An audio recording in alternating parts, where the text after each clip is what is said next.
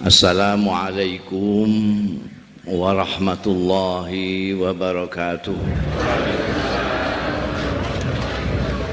Alhamdulillahi rabbil alamin. Wassalatu wassalamu ala asrafil mursalin sayyidina wa maulana Muhammadin wa ala alihi wa sahbihi ajma'in, amma ba'd. Hadaratil afadil, Sadatil masyayikh wal asatidzah ala izzah di ma'izukum. Jamaah Kiswa, acara selanjutnya ini adalah ceramah agama yang akan disampaikan oleh Romo Kiai Haji Mustafa Bisri. Nah, berikut ini mari kita simak Bapak bersama. Wali Kota dan pejabat-pejabat ingkang rawuh baik sipil, TNI maupun Polri. Hadirin hadirat, ibu-ibu, bapak-bapak, teristimewa keluarga besar Rumah Sakit Islam Sakinah Mojokerto yang berbahagia. Pertama-tama perkenankan saya memanjatkan puji syukur kehadirat Allah Subhanahu wa Ta'ala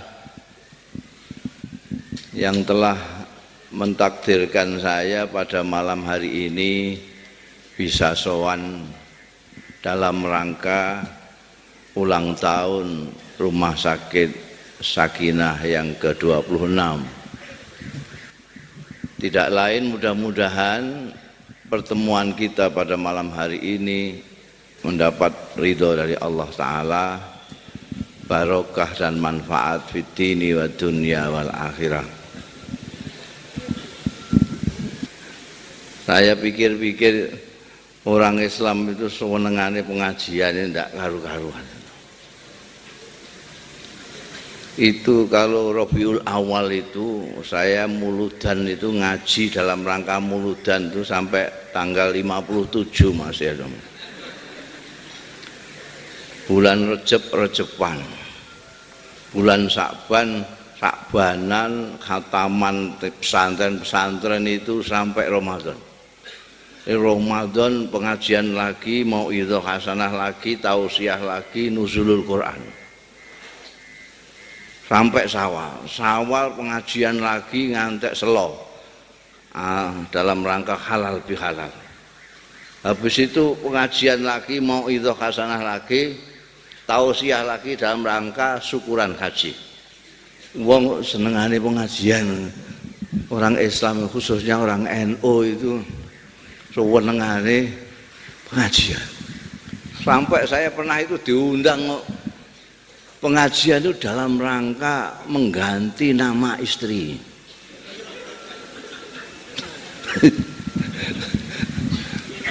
Jadi ana wong bojone rewel terus saya itu. Sowan kiai. Kiai ini bojo kula rewel mboten karuan. Saben dina kula kei kaya sak yuta kok tesih ngomyang mawon. Kiai ini sapa jenenge bojomu sapa? Madonna. Lah iki apa makane? Wong desa kok jenenge Madonna. Genti ora apik ngono. Iki genti nama pengajian. Lah kula ingin menghentikan itu karena tak pikir-pikir ini penggawean kok ngene iki apa ya? Pengajian begitu intensifnya pengajian. Sampai tidak ada hari tanpa pengajian. Tapi sing dikei pengajian, sing dimauidhoi, sing ditausiahi ya tetep ngono iki wae potongane. Sing korupsi ya gak bar. Sing senengane tukaran karo dulure ya gak leren-leren. Sing gawene ngrasani wong ya terus, sing gawe fitnah ya tambah ndadi. Padahal Kanjeng Rasul sallallahu alaihi wasallam telah bersabda, min husni islamil mar'i tarkuhu ma la ya'ni. Termasuk baiknya Islamnya seseorang itu meninggalkan sesuatu yang tidak ada gunanya. Dan iki ya ono ya ini ora ana gunane ngene iki. Ditutuk-tutukno. gak ana apike Islamku iki. Dan anehnya itu ndak ana sing meneliti atau mikirkan ini kenapa sebabnya. Pengajian begitu intensnya, mau itu hasanah begitu rajinnya, tausiah begitu seringnya, kok kelakuannya kok podo ae kok nggak berubah, kok tidak, seolah-olah tidak ada korelasi antara mau itu hasanah dengan yang dimau itu. Ini yang salah siapa? Apa yang memberi mau itu? Kiai ini, ustadz, apa materi mau idohnya? Apa yang dimau idoi? Apa zamannya? Wabeh dan jawab zamannya, nomor paling tidak bertanggung jawab soalnya. Sangger muni zamannya bener kabeh. Tapi saya pribadi itu punya pendapat sendiri. Sampean punya pendapat lain juga nggak apa-apa, negara demokrasi. Menurut pendapat saya ini yang salah yang memberi mau itu. Ya nun sewu nek ana sing ahli mau itu hasanah. Menurut pendapat saya itu yang memberi tausiah. Sebab pemberi tausiah, kiai, ulama, akhir-akhir ini disebut ustadz, itu sebetulnya kan menyampaikan apa yang datang dari Allah kepada Rasulullah Sallallahu Alaihi Wasallam. Kanjeng Rasul mendapatkan ayat dari Allah. Kanjeng Rasul mengatakan balighu anni walau ayat. Lalu yang menyampaikan disebut mubaligh. Balighu anni. Walau itu kalau ngaji, walau itu kadang-kadang tuh dimaknani sayat iku ya pokoknya sampai no sayat iku ngantek matek ya sayat iku. Jadi punya seayat di bulan baleni. Jadi mestinya karena melanjutkan apa yang dilakukan oleh Rasulullah Sallallahu Alaihi Wasallam, metode dan caranya mestinya ya kudu koyok Kanjeng Rasul Sallallahu Alaihi Wasallam.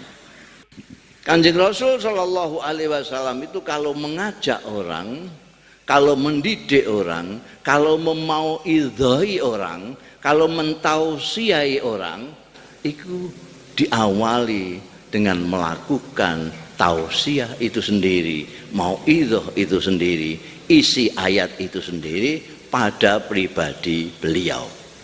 Rasulullah lah orang pertama yang melaksanakan apa yang dikandung oleh Al-Quranul Karim.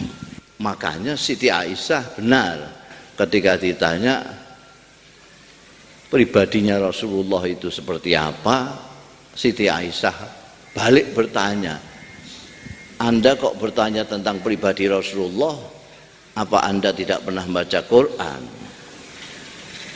Kanjeng Rasul itu ya Quran berjalan.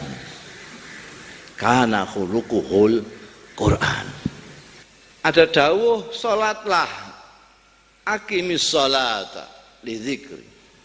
Orang pertama yang salat adalah Rasulullah Sallallahu Alaihi Wasallam. Sumu, puasalah. Orang pertama yang puasa adalah Rasulullah Sallallahu Alaihi Wasallam. Hajilah, orang pertama yang haji adalah Rasulullah Sallallahu Alaihi Wasallam. Baiklah dengan tetangga, orang yang pertama kali baik dengan tetangga adalah Rasulullah Sallallahu Alaihi Wasallam. Bersaudaralah dengan baik dengan saudara Rasulullah yang pertama kali. Ketika Kanjeng Rasul sudah melaksanakan sholat, baru mengajak orang sholat. Shollu kama ra'aitumuni usolli. Salatlah kalian seperti aku sholat ini. Kalau saya sekarang mengajak sampean sholat, lalu saya sendiri belum sholat, saya akan kesulitan ngajak sampean. Salatlah kalian seperti saya sendiri belum sholat.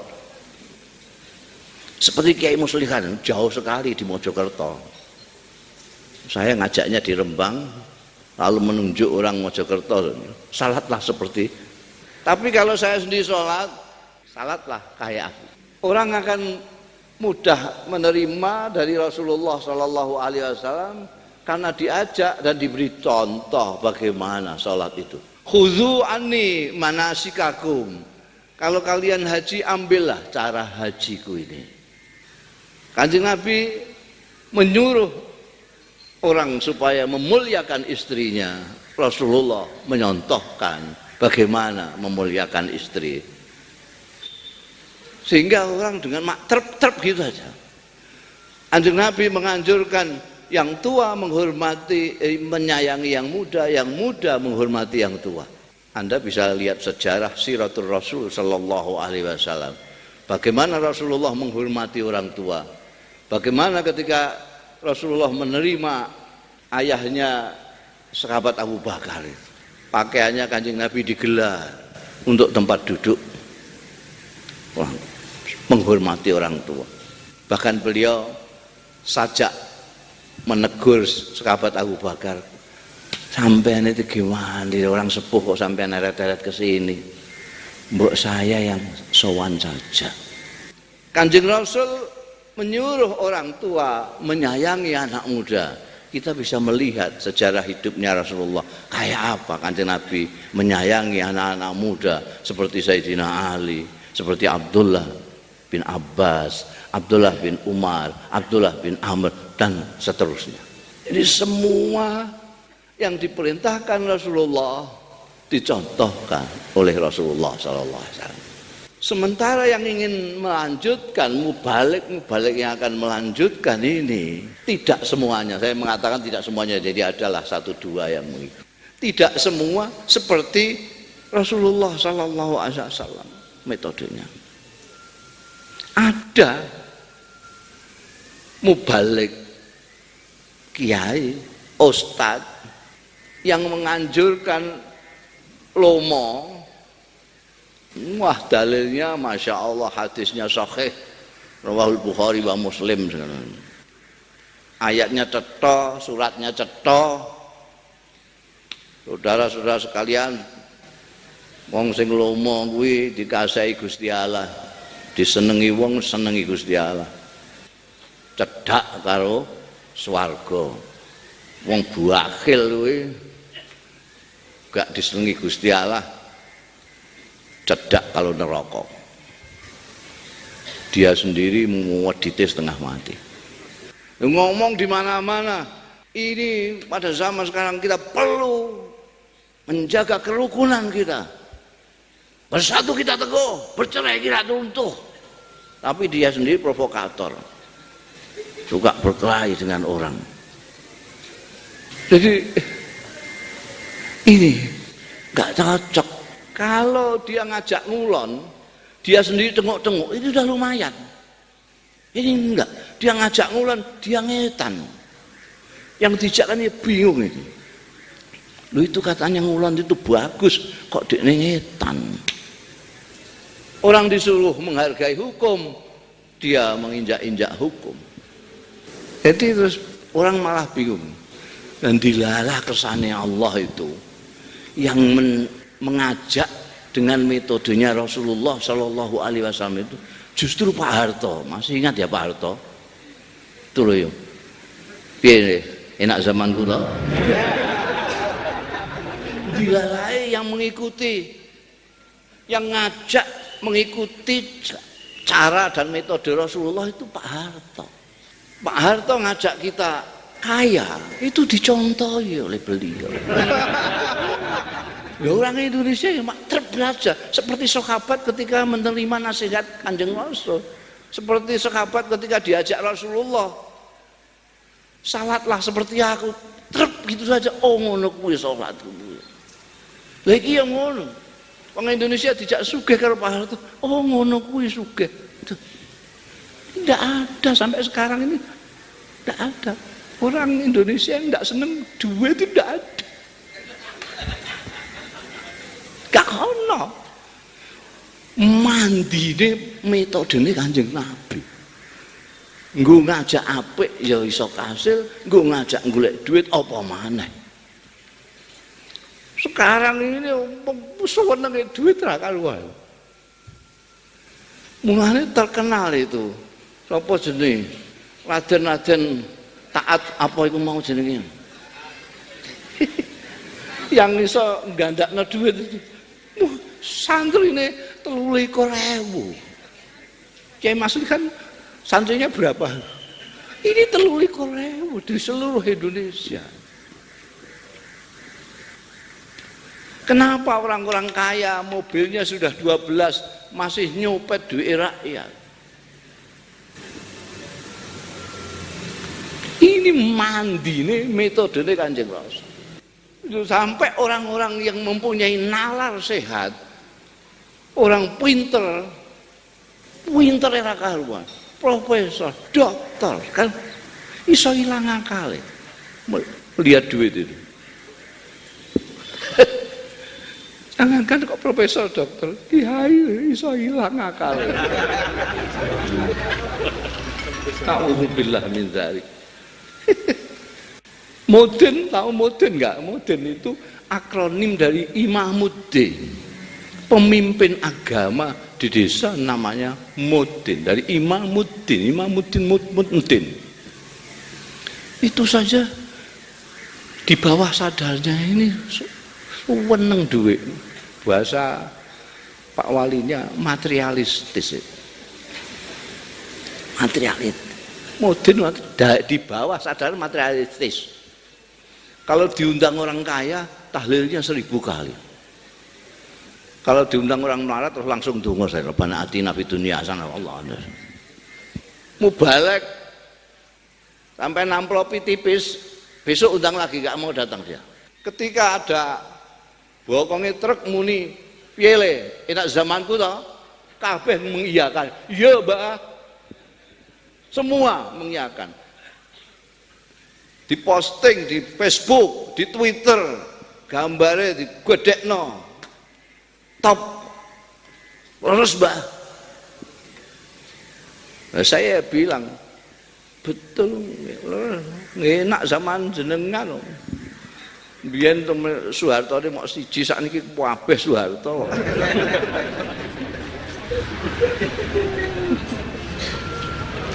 Sekarang ini orang yang punya duit itulah yang paling terhormat. Bukan orang yang zuhud. Itu zaman kuno pekek itu. Abad keberapa itu? Tidak payu. Maka ketika Kiai Husain Muhammad Cirebon itu pemilik pesantren Arjowinangun nulis buku tentang zuhud, saya ledek di depan umum. Zaman begini kok bikin buku zuhud, gak payu aku, gak payu. Orang lagi seneng-senengnya duit kok kampanye zuhud. Orang lupa semua, termasuk dari kalangan pesantren, kiai-kiai lupa semua tentang makalah hubbud dunya ra'su kulli khati'atin, sudah lupa, tidak pernah dibaca. Bahwa seneng duit, seneng materi itu adalah sumber dari segala kesalahan. Sumber. Maksudnya Kiai Husain, orang Indonesia diajak zuhud semua untuk memperbaiki keadaan. Saya bilang enggak payu. Yang rodok mendingan sajalah, ajak dulu orang Indonesia ini untuk hidup sederhana. Itu saja. Kalau itu berhasil, ngajak zuhud silahkan. Kalau sederhana saja tidak bisa, bagaimana mau ngajak orang zuhud itu? Saya itu di mana-mana mau ngijazahi dungane Kanjeng Nabi, enggak ada yang mau. Padahal dikei dungane kiai senenge ra karuan. Di ngamalno. Iki ora trimo kiai, ora trimo wali, Kanjeng Nabi. Entah kalau di sini, ini kalau diijazahi mau ngamalkan apa enggak ini? Kanjeng Nabi itu ndonga, Allahumma ahyini miskinan wa amitni miskinan wahsurni fi zumratil masakin. Ini sampean baca jangan banyak-banyak, habis sembahyang baca sekali saja. Kalau kebanyakan nanti kemanten payah. Allahumma ahyini miskinan. Ya Allah, berilah aku penghidupan miskin. Wa amitni, dan matikan aku dalam keadaan miskin. Wahsurni fi zumratil masakin, dan kumpulkan aku golongan orang-orang miskin. Ya, dibaca sekali saja habis sholat, jangan banyak-banyak. Kemanten nanti. Kira-kira ada yang berani ngelakoni itu, ngamalkan? Ndelok ngguyu iku gak. Memang kita tidak dalam posisi Kanjeng Rasul sallallahu alaihi wasallam. Kanjeng Rasul itu bisa memilih miskin karena beliau dalam posisi yang bisa memilih. Karena Rasulullah pernah kaya sekali dan pernah miskin sekali. Kanjeng Rasul sallallahu alaihi wasallam kuat ketika kaya, ketika miskin kuat. Karena sama-sama kuatnya, beliau dalam posisi bisa memilih. Saya milih miskin saja. Lah kita tidak dalam posisi itu. Kita kaya tidak kuat, melarat terpaksa.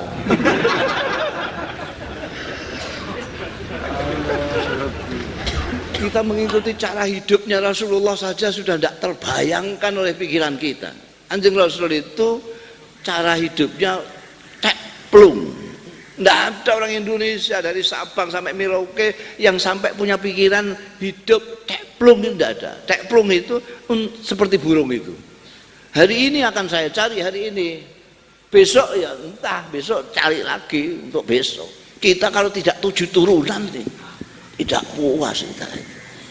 Sekarang sama nanti lihat kan, podo wong Indonesia nih. Oh kok wong podo Indonesia nih, podo Islami. Oh kok wong podo Islami, podo NU nih. Tukaran. Sampai selidiki itu. Apa oyok-oyokan swarga kira-kira. Ini kemelut yang di mana-mana itu. Kenapa? Ada apa namanya? Itu di Jawa Tengah, di sini saya kira tidak ada. Jawa Tengah itu ada kepala daerah itu secara Indonesia. Bisa jadi kepala daerah. Itu ya kayak. Tukang tambal ban bisa jadi anggota DPRD. Jadi sampai sekarang tidak usah sekolah dhuwur-dhuwur, itu apa? La ilaha illallah. Asal punya uang banyak itu sampai bisa jadi apapun di Indonesia ini. Makanya ketika saya meledek Kiai Husain, lalu sampai kalau saya enggak, kalau saya akan ngajak orang untuk hidup sederhana saja dulu. Bisa enggak? Kira-kira diajak hidup sederhana. Dan sederhana itu memang diajarkan oleh Rasulullah sallallahu alaihi wasallam. Sederhana itu tidak berlebih-lebihan. Makan tidak berlebih-lebihan, minum tidak berlebih-lebihan, senang tidak berlebih-lebihan, benci tidak berlebih-lebihan, sampai pun ibadah tidak berlebih-lebihan. Ibadah berlebih-lebihan itu gimana? Puasa maghrib tidak buka, nanti sekalian sahur saja, itu berlebih-lebihan ibadah. Ibadah yang sederhana, maghrib buka, hampir subuh sahur. Bayang dulu itu ada perempuan yang hobinya sholat, kalau tidak salah namanya Zainab. Saking hobinya sholat, senangnya sholat, itu soko tiang di sana dikasih tali, dintokno soko kene, sini dikasih tali, maksudnya untuk pegangan. Kalau masih suka sholat tapi sudah ngantuk atau sudah capek, pegang. Jadi sembahyang sampai menggak-menggok itu, tapi tetap sholat karena senang sholat. Cekelan ini. konangan Kanjeng Nabi Muhammad sallallahu alaihi wasallam. Tidak dipuji, tapi dimarahi. Kamu ini ngapain? Ngapain kamu begini? Tuhan itu tidak kenal bosan. Kamu yang kenal. Tuhan tidak kenal capek. Kamu bisa capek. Biasa-biasa sajalah. Dulu ada orang yang nepuk dada. 3 orang nepuk dada. Saya kesini ini, ke Madinah ini ingin membandingkan saya dengan Rasulullah kayak apa. Saya ini selamanya tidak pernah tidak puasa. Puasa terus. Kalau siang tidak pernah tidak puasa. Yang satunya, saya juga begitu. Saya ingin bandingkan dengan Rasulullah. Saya kalau malam tidak pernah tidur. Saya sholat terus kalau malam. Orang yang ketiga, saya juga. Saya ini selama hidup tidak pernah menyentuh perempuan. Suara ini 3 orang ini kedengaran Rasulullah Sallallahu Alaihi Wasallam. Besoknya di Masjid Nabawi ditemui 3 orang itu. Kalian yang mengatakan ini. Iya Kanjeng Rasul. Wa aimullah. Ketahui, kalau takwa-takwaan, saya lebih takwa dari kalian ini. Saya paling takwa. Wong saya utusannya Allah kok. Gak bisa kamu mengalahkan aku takwa. Tapi aku kalau malam kadang-kadang sholat, kalau ngantuk aku tidur. Siang kadang-kadang aku poso. Kalau tidak ada sarapan saya poso. Ada sarapan saya tidak poso. Saya tidak hanya menyentuh perempuan, saya kawin dengan perempuan. Man raghiba an sunnati falaisa minni. Yang tidak senang dengan lakuku ini yang seperti manusia biasa ini tidak termasuk golonganku. Man raghiba anni an sunnati falaisa minni. Sederhana itu ya sudahlah, lumrahnya menuso saja. Menuso zaman biyen, tapi penuso sekarang ini angel golek sing sederhana itu. Itu zamannya Mbak Hayat Halimi sudah habis itu. Wong ngedekno rumah sakit kok nganggo jumputan itu kan luar biasa tuh. Lah iki ya ndak bisa toh kalau ndak punya kenalan jabat tinggi gitu. Proposal aja ya kudu njaluk tanda tangannya Pak Wali Kota baru mandi gitu. Jumputan. Membantu Gunung Kelot tadi itu jumputan. Jumputan kok sampai bertonton itu gimana caranya? Cara hidup sederhana dengan apa namanya prosedur itu saya bayangkan. Terus ibu-ibu muslimat ya dan jikui jumputan itu di rumah-rumah itu nggak tenang apa-apa. Yang jumputi, yang punya kaleng jumputan, yang punya tenong jumputan, yang ngambil jumputan-jumputan itu, yang ada semua untuk ganjaran kabeh. Setelah jadi begini ini, mereka dapat jariah semua. Tidak perlu kita kok tertarik kepengen, wah itu aku mbok dikai bagian kabare kok miliatan untuk aneh. Tidak usah. Ini yang perlu kita teladani adalah kehidupan sederhana. Orang desa itu luar biasa pengamalannya terhadap ajaran Rasulullah paling depan. Ajaran Rasulullah untuk mandiri, orang desa paling mandiri. Ajaran gotong royong, ta'awun alal birri wa taqwa, orang desa paling ta'awun. Ajaran Rasulullah menghormati tamu, orang desa yang paling menghormati tamu. Sampai datang ke desa, belum ditanya dari mana sudah disuguh. Orang desa sak pernane ditokno kabeh. Gedang kluthuk ditokno. Wah, pokoke hormat tamu. Tujuannya. Baru tanya kondi Kang. dengaren ora mau tilik keselamatanmu tahun. Apalagi cari semuanya. Kalau ini Kanjeng Rasul, ini orang desa, ini orang kota. Sampai bercermin dari Rasulullah Sallallahu Alaihi Wasallam, maka orang desa itu tahu. Tapi orang desa ini penyakitnya itu mender, apa cilekan, apa ndak punya anu gitu. Terus wong kutha ketok kok kayak hebat dhewe ngono. Sama dengan orang Indonesia lihat orang Eropa, Amerika, itu kayak wong desa ora wong kutha ngono. Wah, kepengen niru. Niru sak karep-karepe ndekne. Ora nyawang awake barang. Ana koboi Texas nganggo kathok ngapret, ndekne melok ngapret. Padahal awake ceweking kaya biting ngono.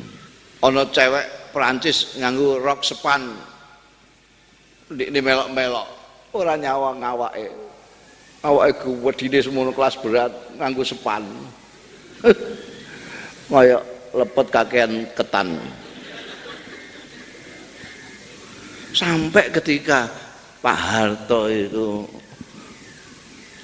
memimpin mau membangun ekonomi Indonesia, itu yang ngelihat sana tanpa ngelihat diri sendiri. Sudah benar. Mau buka warung terus ndelok warung sing maju itu sudah benar. Warung sing laris. Masa arep buka warung ndelok warung sing bobor sing gak payu, ndak mungkin. Itu sudah benar. Ketika Pak Harto mau bangun Indonesia ini, sing didelok ya Amerika, Eropa. Itu sudah benar. Cuma tidak nyawang awake dhewe. Saya kira itu wallahu yafiquna ila ma fi khairul Islam wal muslimin wa khairu Indonesia wa Indonesiyin wa khairu nahdlatul ulama wan nahdin. Wassalamualaikum warahmatullahi wabarakatuh.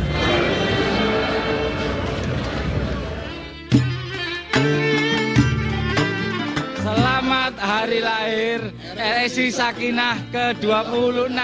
Semangat kebersamaan demi kejayaan RSI Sakinah.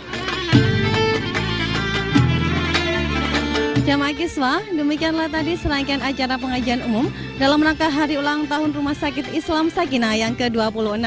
Kami segenap kru Kiswah Event mengucapkan selamat ulang tahun untuk Rumah Sakit Islam Sakinah. Semoga senantiasa menjadi rumah sakit yang kompetitif dan inovatif. Baik jamaah, saya Lutfiah Hanum Farida, mewakili kerabat kerja yang bertugas mohon undur diri. Sampai jumpa di Kiswah Event berikutnya. Wallahul muwaffiq ila aqwamit thoriq. Wassalamualaikum warahmatullahi wabarakatuh.